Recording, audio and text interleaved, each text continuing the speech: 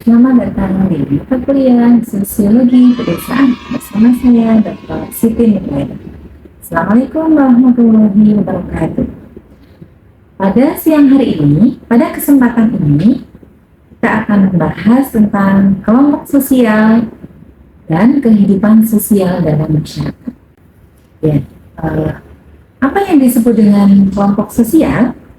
Menurut Sujono Sukanto, kelompok sosial adalah himpunan atau kesatuan manusia yang hidup bersama, saling berhubungan di antara mereka, kemudian menjalin hubungan timbal balik dan saling mempengaruhi.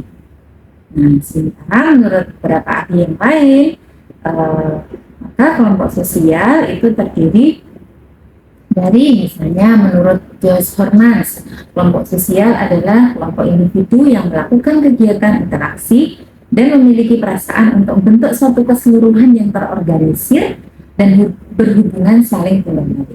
Jadi, menurut beberapa definisi tersebut, kita bisa menyimpulkan bahwa kelompok sosial adalah suatu masyarakat yang kemudian berhubungan satu sama lain dan melakukan interaksi timbal balik yang kemudian bisa memberikan kebermanfaatan satu sama lain.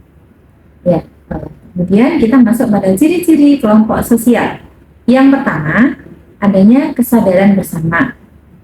Anggota dari kelompok sosial ini berhubungan satu sama lain, sehingga di antara keduanya ini membentuk suatu kelompok yang kemudian menghasilkan komunikasi timbal balik satu sama lain, sehingga mereka menyadari bahwa keberadaan mereka itu ada di tengah-tengah kelompok sosial. Seorang individu hidup dalam sebuah kelompok sosial.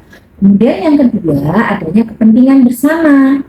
Nah, individu yang membentuk kelompok ini harus memiliki cita-cita dan juga kepentingan bersama. Misalnya, seseorang yang tinggal di suatu desa, atau tinggal di suatu dusun, atau tinggal di suatu RT, maka di sana ada kegiatan bersama yang harus sama-sama dijaga. Misalnya, bagaimana membangun jalan secara bersama-sama dan menjaganya supaya jalan ini tidak rusak. Kalau rusak, nanti kemudian akan diperbaiki bersama-sama. Sehingga karena mereka punya kepentingan untuk menjaga jalan supaya bisa dilewati dengan baik, maka jadilah kepentingan itu menjadi kebersamaan dalam sebuah kelompok sosial.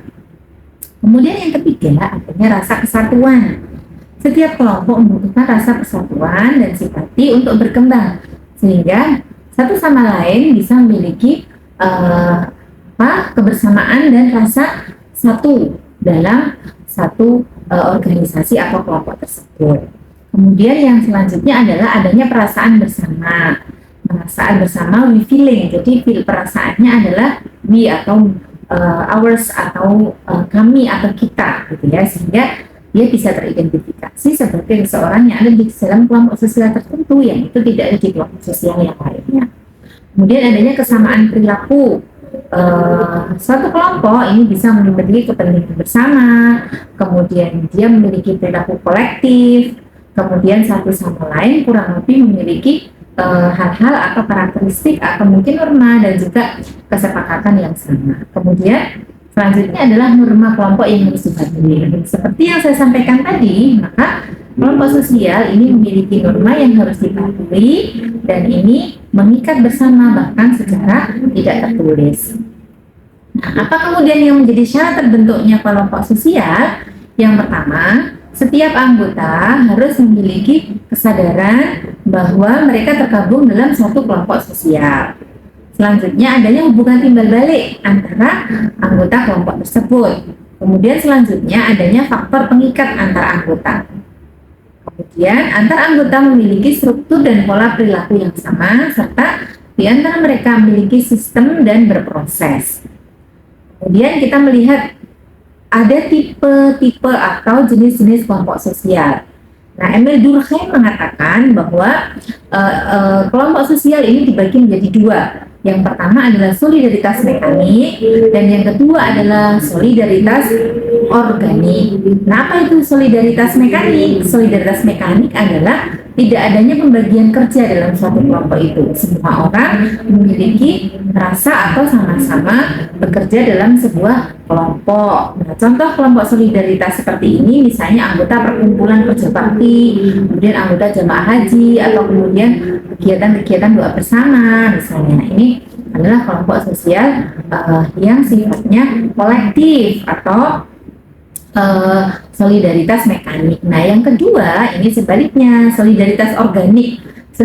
Solidaritas organik, kalau menurut Emil Durkheim disampaikan bahwa setiap kelompok atau kelompok itu memiliki pembagian kerja yang jelas, punya struktur, punya wewenang masing-masing, dan satu sama lain saling tergantung. Oke, kalau menurut Ferdinand Tönnies hampir sama, ada dua jenis kelompok sosial. Yang pertama Gemeinschaft, yang kedua adalah Gesellschaft. Apa itu Gesellschaft?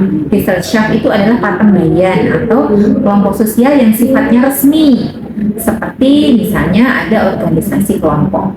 Apa ya? Seperti kelompok tani yang dia punya ketua dan organisasi yang sudah memiliki struktur yang jelas dan pembagiannya. Kemudian yang kedua misalnya paguyuban atau Gemeinschaft itu adalah kelompok yang memiliki hubungan informal, misalnya adanya terah gitu ya, kemudian kekerabatan keluarga dekat dan seterusnya. Nah, kemudian yang selanjutnya adalah macam-macam pola hubungan antar kelompok. Yang pertama ada akulturasi. Akulturasi ini adalah gabungan dari dua kebudayaan tapi masih ada sisa kehidupan atau kebudayaan masing-masing. Yang kedua adalah dominasi. Dominasi ini adalah kelompok yang lebih dominan itu mendominasi kelompok yang lemah. Apa yang kadang dilakukan oleh kelompok yang dominan ini? Adanya genosida, pengusiran, perbudakan, segresi, asimilasi, dan lain-lain. Nah, kemudian yang selanjutnya adalah paternalistik. Hubungan yang ketiga adalah hubungan paternalistik. Apa itu? Suatu hubungan yang didominasi oleh seseorang yang memiliki ego pribadi yang lebih tinggi, misalnya laki-laki lebih dominan daripada perempuan, laki-laki mendominasi. Nah, ini masih paternal ya. Kemudian yang selanjutnya adalah integrasi. Integrasi adalah pola hubungan yang mengakui adanya perbedaan dan bisa berbaur atau bercampur antar kebudayaan. Nah, kemudian pluralisme. Apa pluralisme? Adalah terjadinya kelompok majemuk yang bersama-sama dengan perbedaan-perbedaan tersebut sehingga mereka bisa saling menghargai satu sama lain. Nah, kemudian apa tujuan kelompok sosial? Yang pertama adalah bertemu dengan orang yang memiliki kesamaan minat. Jadi kelompok sosial biasanya memiliki kesamaan dalam berkelompok dan mereka menjadi bagian yang mungkin sama-sama memiliki kecenderungan yang sama. Kemudian yang kedua, untuk memenuhi kebutuhan sosial. Tujuan yang kedua adalah supaya bisa bergaul, bisa diterima, bisa bersosialisasi, gitu ya. Kemudian yang ketiga adalah sebagai support system. Kelompok ini bisa dianggap sebagai support system yang kemudian membantu, kemudian memberikan penghargaan atau kemudian memperkuat apa yang sudah dilakukan oleh seseorang. Kemudian yang keempat adalah untuk menyelesaikan masalah pribadi. Seseorang pasti membutuhkan orang lain untuk hidup. Nah, sehingga dalam hal berdiskusi, bertukar pendapat, kemudian dia membutuhkan orang lain. Nah, kemudian apa tujuan kelompok sosial selanjutnya adalah untuk pendidikan dan hiburan. Jadi ada suatu pendidikan atau lembaga pendidikan yang kemudian membuat sebuah kelompok, misalnya kelompok kelas dan lain-lain. Nah, ini bertujuan untuk melaksanakan pendidikan. Kemudian termasuk hiburan, misalnya ada sembara tari dan seterusnya. Kemudian yang selanjutnya adalah untuk pemberdayaan ekonomi. Nah, kelompok seperti ini harapannya bisa melahirkan kelompok bisnis atau pemberdayaan ekonomi yang kemudian bisa menjadikan anggotanya itu lebih bisa sejahtera.